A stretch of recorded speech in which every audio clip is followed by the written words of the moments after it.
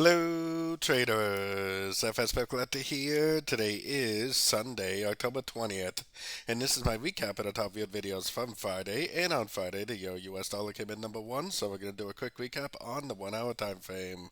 But first, don't forget to check out my website, fxpipcollector.com, if you would like to get access to my swing trade signals, my daily members only Zoom meetings, and my 34 video trading course, all included for only $30 per month.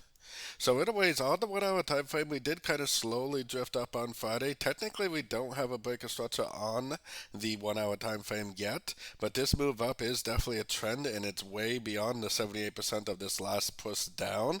So at this point, I would say that this is not just a crescent to the last wave. It may end up being a crescent to the last series of lower lows, lower highs, though, which is why we now have our Fibonacci level on that last series of lower lows, lower highs.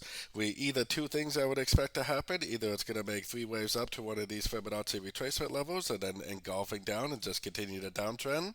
Or possibility number two is maybe it really does end up breaking structure and it goes up, makes like a wave one, makes a wave two, and then goes up and breaks structure for a wave three.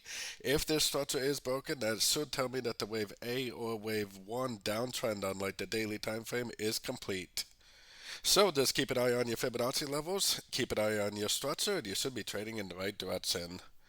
So don't forget to join my free Discord channel, which is linked over here in the corner. And as always, thank you and happy trading.